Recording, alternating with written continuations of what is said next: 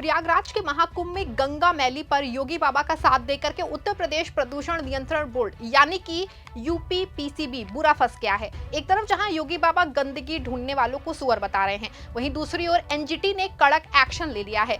इससे जहां योगी बाबा के गंगा सफाई के दावों की हवा निकल गई है, दूसरी ओर यूपी पीसीबी का एक बड़ा एक्शन होना तय माना जा रहा है।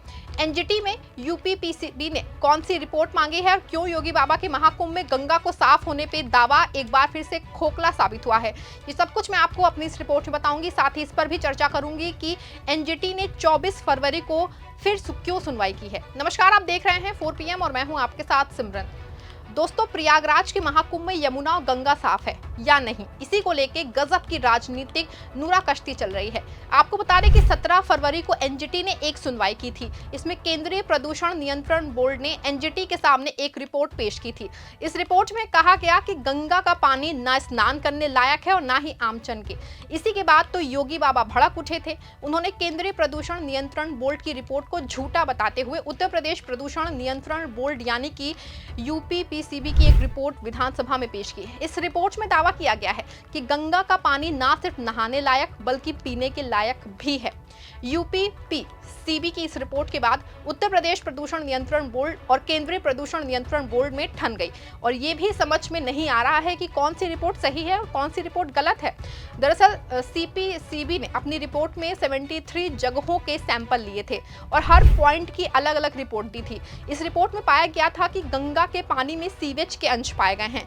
इसी के बाद एनजीटी बुरी तरह से भड़क गया था। ये खबर भी खूब वायरल हुई कि गंगा के पानी में फीकल केलिफॉर्म की मात्रा ज्यादा पाई गई है। अगर इसको सीधे तौर पे समझे तो गंगा और यमुना में सीवेज अंश बड़ी मात्रा में मिले थे। ऐसे में जब देश में महाकुंभ चल रहा हो और करोड़ों लोगों की आस्था के साथ खेल किए जाने पर एनजीटी सख्त हो गया था। आपको बता दें, गंगा के स्नान करके लौटे कई लोगों को बीमारी भी हो गई थी। इसकी खबर भी मौजूद है अमर उजाला की। ये खबर देखिए आप, हेडिंग में ही साफ तौर पे लिखा है कि फेकल कोलिफॉर्म से दूषित हो रही गंगा, कुंभ से लौट हो रहे बीमार।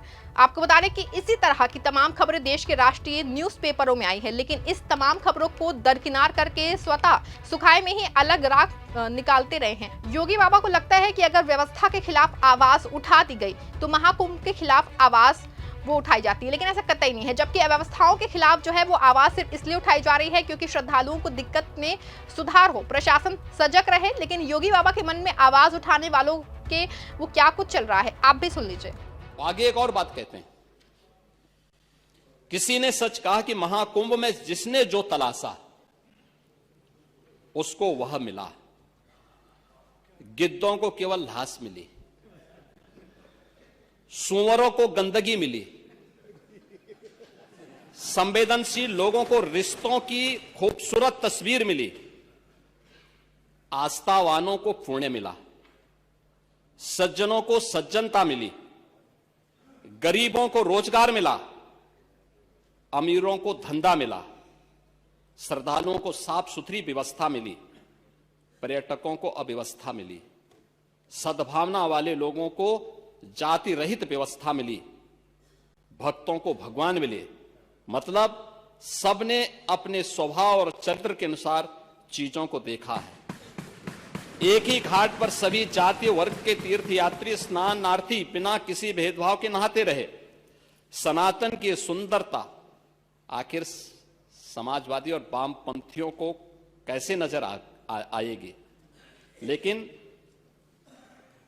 इनके द्वारा लगातार किए जाने वाले प्रश्न इनकी नियत को ही संदेह के दायरे में खड़ी करती है।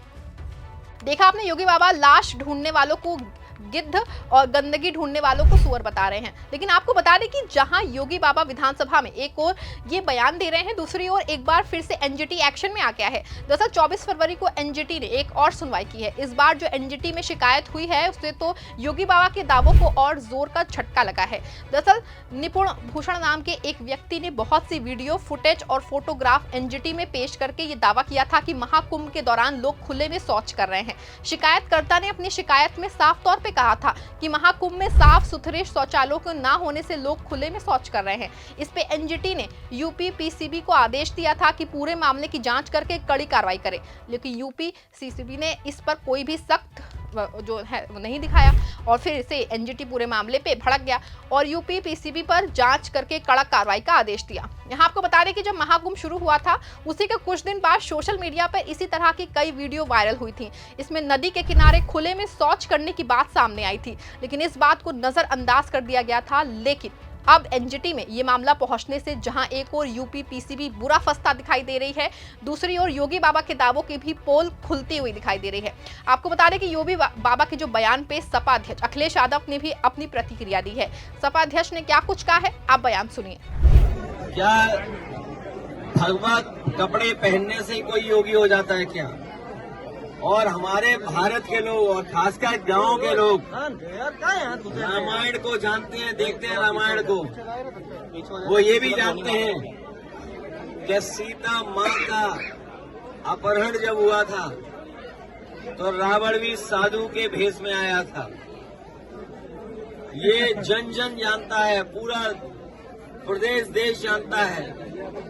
जितने लोग सनातनी लोग हैं वो जानते हैं, हिंदू समाज के लोग जानते हैं जो कि जब रावण को सीता माँ का हरण करना था तो रावण साधु के भेष में आया था।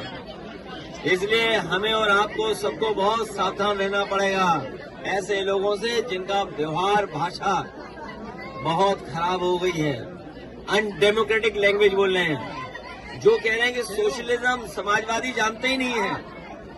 ये एम्बुलेंस का काम, समाजवादी मतलब सबका साथ, समाजवादी मतलब सबको सम्मान, समाजवादी मतलब सबको साथ लेकर चलने का। हमारे मुख्यमंत्री कुछ जानते ही नहीं है। ये पहले मुख्यमंत्री हैं जो कुछ जानकारी नहीं रखते हैं। इनसे पूछो समाजवाद, इन्हें समाजवादी नहीं पता है। इनसे पूछो लोकतंत्र, तो उसका भी नहीं पता इन्हें।